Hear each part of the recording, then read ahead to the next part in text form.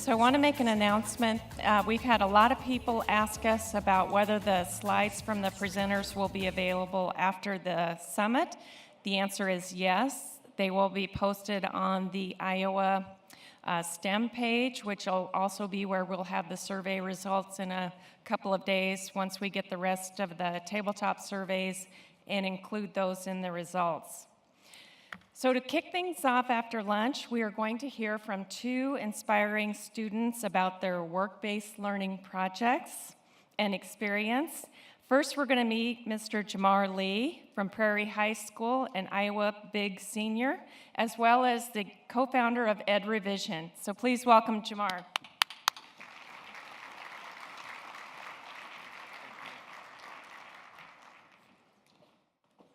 Good afternoon, everyone. As stated, my name is Jamar Lee, and I'm a senior at Prairie High School in Iowa Big in Cedar Rapids. Iowa Big is an initiative-based high school where students gain time management and learner agency skills by solving community issues through passion projects that incorporate our businesses, nonprofits, and government agencies. Through these projects that incorporate my community and businesses, I am able to get core academic credit. My work-based learning and project-based learning portfolio is vast, and it all began when I joined Iowa Big my sophomore year of high school. That was the first time I was ever immersed in a work-based learning experience. It started with the Iowa Big team coming to me and saying, "You know, Jamar, we see you have a strong passion for architecture and interior design. Why don't you design our future and our learning environment we hope to have built next fall?" Feeling very honored I get to do this and ecstatic I'm able to use my passions to drive my learning, I said, heck yes, this is anything better than sitting in a traditional English class.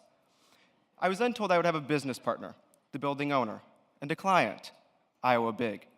And that's when I realized I was no longer solving fake issues that I'm given in high school. This was a real-world issue. It didn't have a predetermined guidelines or a curriculum like our projects do. As we all know, in the real world, these real-world issues don't have a curriculum or guidelines on how to solve them. So it was up to me, the student, to identify the things I needed to do and learn to make this project successful. So with that, I had consulted with my business partner, and we decided customers was a start, identifying what my peers, teachers, and my community wanted in this learning environment. I then took that data and started to freehand draw some floor plans, where I then wanted and needed to take it a step further, and went through seminars on drafting and SketchUp, where I then drafted these designs in 3D and compiled all the research I'd done all year long on psychology of learning, open office spaces, maker spaces, and much, much more, where I put that into my final architectural design that was presented to the building owner and building manager, where my design was then selected and fully implemented. And at the age of 16, seeing my real architectural design that was once on paper, then a computer screen, and now a literal environment where my community interacts at every day has been a dream come true. I never thought as a high school student I would be capable of that until I was put in that real-world situation. Going forward, I've worked with the Iowa State Design Lab and the City of Cedar Rapids on redesigning Old McDonald's Farm, a farm zoo, where I worked with the Iowa State Design Lab and 8 others, where we went through the architectural process, learned landscaping architecture, zoning, ADA compliance, and put our foot in the doorway of engineering. Most recently, I've been in partnership with a national nonprofit called Education Reimagined. Education Reimagined is on a partner called the initiative Ed Revision. Our mission at Ed Revision is to amplify the growth of learner-centered education through the power of students. We believe education is transforming and needs to be transformed, and us students want to work hand-in-hand with policymakers, board members, principals, and teachers when they make those most impactful decisions. With Education Reimagined, we do deep dive research in learner-centered education, are developing professional development days led by Students for Educators, and soon, us students will turn into consultants and take our knowledge, our experience, and the tools we've designed to help these teachers to transform their classrooms. These experiences and opportunities have not always existed. I once was a disengaged student, sitting in an English class, bored, upset and angry that I wasn't learning relevant information. I then found Iowa Big, started to solve community issues with a real business partner, having an impact on my community, writing grants, speaking in front of hundreds, doing intense research, and getting an A and excelling.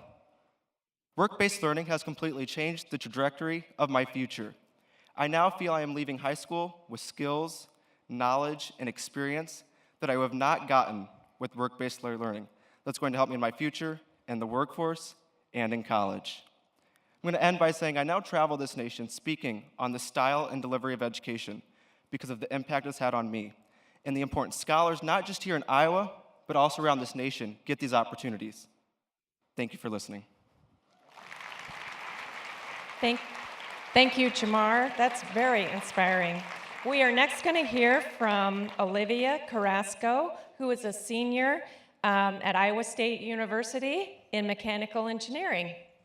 Hello, all. So I don't know how I'm going to follow up that. I was supposed to be coming up here just to talk to you all about how work-based learning kind of shaped my experience, so hopefully that's good enough. So a little bit about me. I grew up in Muscatine, Iowa, and so Muscatine High School really helped shape me for college and knowing that I wanted to be an engineer. So Muscatine had Project Lead the Way, and I took those classes, and with that, I knew my sophomore year of high school that I wanted to be an engineer.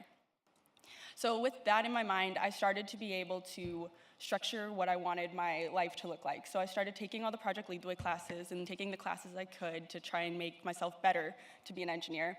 And then Muscatine offers this program, it's called Work-Based Learning. So your senior year, you go to high school for 2 days, or for half a day, and then you go work for a local engineering company for half a day. So that's where I got my first opportunity to work for a local company called Reynolds Engineering as their engineering intern.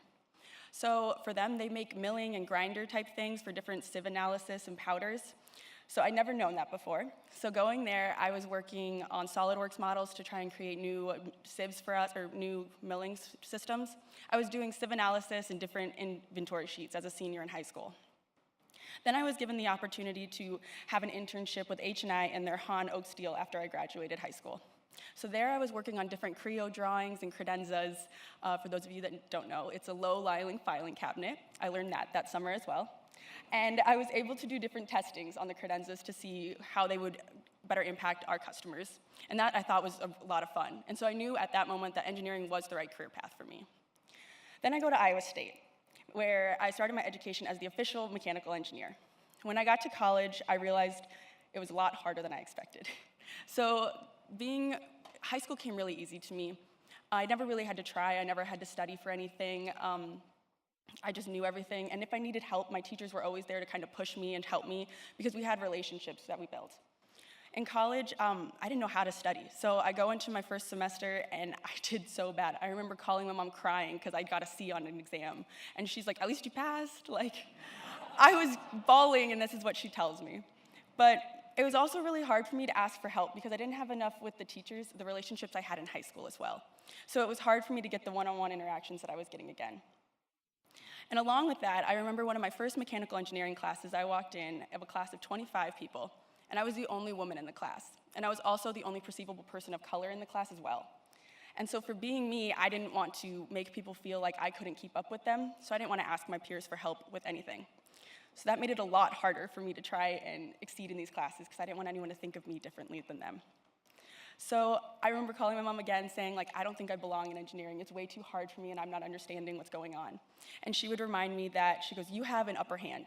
You've had 2 internships already and you know you love this experience. She reminded me that I knew how to work on 5 different engineering software programs before some students knew how to even work on one. And I was like, you're right, this is what I want to do. Okay. So she was able to help me rebuild my confidence and to keep looking back on these experiences to give me the confidence to keep going. And so along with this built confidence, I was also able to get internships a lot easier than some of my peers were. And so with that, I got 2 internships in college with Vermeer. One working as an area manager for the horizontal directional drills on the value stream line, working on the plant floor, turned out to be the best experience of my life. I loved it. And so the next summer, they offered me another internship as manufacturing engineer. And that's when I realized the plant life is exactly what I wanted. And so along with those, along with the confidence that the different work-based learnings have given me, I was also able to see a bunch of different aspects to working and like what exactly I wanted to do. So yes, it wasn't exactly what I wanted to do in the classes as, doing solving, calculating, all of those. That may not be where I was at, but I belonged on the plant floor. I knew how to problem solve on the plant floor, network with the people, and figure out how to work a horizontal directional drill or a mini skid steer, which I now know how to drive. I was very proud. But through those different experiences, it also helped me show what was really passionate to me within my own career and be able to format that itself. So I have to thank my internships for being able to push me to do what I wanted to do and be able to help me figure out what I wanted to do for my own career path. So with that, I thank you all.